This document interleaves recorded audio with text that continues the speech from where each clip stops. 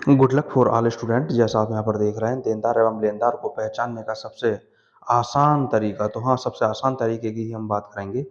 क्या कि हमें डेब्टर्स को पहचानना है और क्रेडिटर्स को पहचानना है, यानी कि देनदार और लेनदार को पहचानना है। खास तौर पर जो नए स्टूडेंट होते हैं, उनको देनदार एवं लेनदार को पहचानने में बड़ी दिक्कत होती है, और जो पुराने स्टूडेंट होते हैं वो तो फिर भी समझ लेते हैं। लेकिन हाँ, फिर भी अगर पुराने स्टूडेंट भी हैं और नहीं समझ में आता है देनदार और लेनदार, तो आज आपका ये सारा कन्फ्यूजन समाप्त हो जाने वाला है। आज के बाद आपको कन्फ्यूजन बिल्कुल भी नहीं होगा देनदार और लेनदार को पहचानने में। तो देर ना करते हुए हम शुरुआत कर रहे हैं। जैसा आपको यहाँ पर दिखाई दे रहे हैं, 3 व्यक्ति हैं, 3 यहाँ बिज़नेसमैन हैं और तीनों बिज़नेसमैन के यहाँ पर नाम दे रखे हैं। तो इन्हीं के आधार पर हम पहचानेंगे, जिसको पहचानना हमें बड़ा ही आसान हो जाएगा। देखें और वीडियो को पूरा देखें तो पूरी तरह से सबको समझ में आएगा, बड़े आराम से सबको समझ में आएगा। जैसे सबसे पहले हमारे पास में एक व्यक्ति उत्कर्ष बीच में दिखाई दे रहा है। ये मान कर के चलें, ये उत्कर्ष है और ये उत्कर्ष का अपना एक व्यापार है। और ये जो उत्कर्ष है, ये उत्कर्ष कोई और नहीं, हम खुद हैं। ये हमें मानना होगा। यानी क्वेश्चन जब दिया रखा होता है तो उसमें व्यापारी का जो नाम दे रखा होता है, जो व्यापार का मालिक होता है, वो हम अपने आप को मान लें कि जो मालिक है वो हम स्वयं हैं। तो बड़े आराम से सारा कुछ समझ में आ जाएगा, सारा कुछ क्लियर हो जाएगा।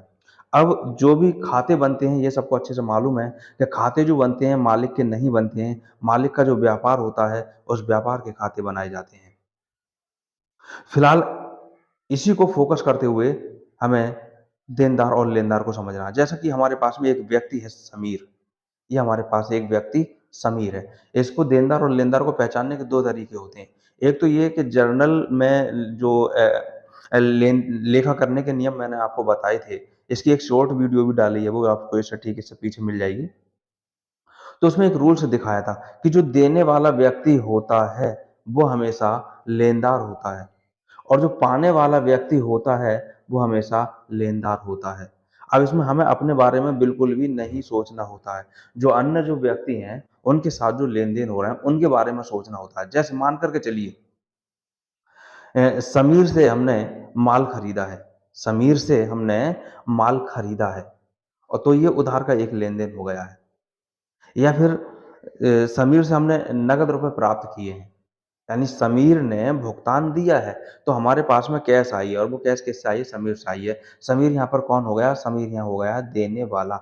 ये देने वाला व्यक्ति हो गया, इसलिए ये व्यक्ति अब लेनदार कहलाएगा। बात समझ में आ गई होगी। समीर से अगर हमें नगद भुगतान प्राप्त हुआ है, तो समीर ने हमें अपने बारे में नहीं सोचना है। समीर ने दिया है, समीर देने वाला व्यक्ति है, इसलिए ये लेनदार कहलाएगा। दूसरी चीज, अगर हम इसी तरह से जिगर को देखें, इसी तरह से अब हम जिगर को देख रहे हैं। एक ये जिगर व्यक्ति है, हमने इससे पहले कभी रुपए उधार ले लिए हो या माल उधार ले लिया हो, लेकिन आज हम इसको भुगतान कर रहे हैं। आज हम जिगर को रुपए दे रहे हैं, धनराशि दे रहे हैं। तो जिगर कौन हो गया? पाने वाला व्यक्ति हो गया। और पाने वाला व्यक्ति जो होता है, वो हमेशा क्या होता है? देनदार होता है। एक रूल तो हमारे पास में ये हो गया कि अगर जभी भी हमारे पास में कैश का लेन-देन होता है, इसका कैश का लेन-देन अगर होता है, तो उसमें हमें ये देखना है कि ये पाने वाला है या फिर देने वाला। दोनों के बारे में मैंने यहाँ पर बात बता दी है कि अगर पाने वाला ये व्यक्ति हुआ, तो ये हमेशा देने वाला व्यक्ति अगर हुआ, तो लेनदार होगा, और पाने वाला व्यक्ति हुआ, तो ये हमेशा देनदार होगा। और जिसमें हमें अपने बारे में तो कुछ भी सोचना ही नहीं है। इसी तरह से इसको हम दूसरी तरीके से समझते हैं। दूसरा तरीका है कि हम ये समझें कि इस समीर से हमने माल खरीदा है। जैसे यहाँ लिख रखा है, समीर से माल खरीदा, तो लेन-देन अपने आप हम ये पहचान होती है कि जब नाम किसी का दे दिया गया है और माल खरीदने या बेचने की बात हो रही है, तो वो उधार का लेन-देन होता है। तो यहाँ पर स्पष्ट है कि समीर से जो है उधार माल खरीदा गया है। जब समीर से उधार माल खरीदा गया है, तो अब हम इसमें भविष्य का लेन-देन देखें, भविष्य का क्या लेन-देन होगा? इसमें भविष्य का क्या लेन-देन होगा? तो भविष्य में जो लेन-देन होगा, ये देखना है कि भविष्य में रुपए लेगा। समीर के बारे में ही सोचना है, हमें अपने बारे में नहीं सोचना है। समीर भविष्य में हमसे रुपए लेगा। लेगा, तो यहाँ पर शब्द देखें, लेगा, और यहाँ पर शब्द मैंने लिख रखा है लेनदार। अब लेगा का ले और लेनदार का ले, दोनों में सिमिलरिटी है। जब ये सिमिलरिटी है तो ले से लेगा और ले से ही लेनदार बड़े आराम से समझ सकते हैं भविष्य को लेकर के कि अगर भविष्य में ये हमसे रुपए लेगा तो लेनदार होगा और अगर भविष्य में ये हमें रुपए देगा तो ये हमारा देनदार कहलाएगा। तो मैं समझता हूँ लेनदार को समझ में आ गया होगा। इसी तरह से अब हम यहाँ पर समझेंगे देनदार के बारे में। एक दूसरा व्यक्ति हमारे पास में है जिगर और यहाँ लिखा है को उधार माल बेचा। तो को इसको जो उधार क्या है हम यहाँ इस तरह से लिख रहे हैं ये जिगर की यहाँ बात चल रही है कि जिगर को उधार माल बेचा। जब जिगर को उधार माल बेचा तो आप भविष्य के बारे में सोचिए कि ये हमें रुपए देगा या हमसे रुपए लेगा। जब जिगर को उधार माल बेचा है तो भविष्य में 8 दिन में 10 दिन में 15-20 दिन में या 1 महीने में ये क्या करेगा भविष्य हमें रुपए देगा। इधर देगा, देगा का दे और इधर शब्द है हमारे पास देनदार।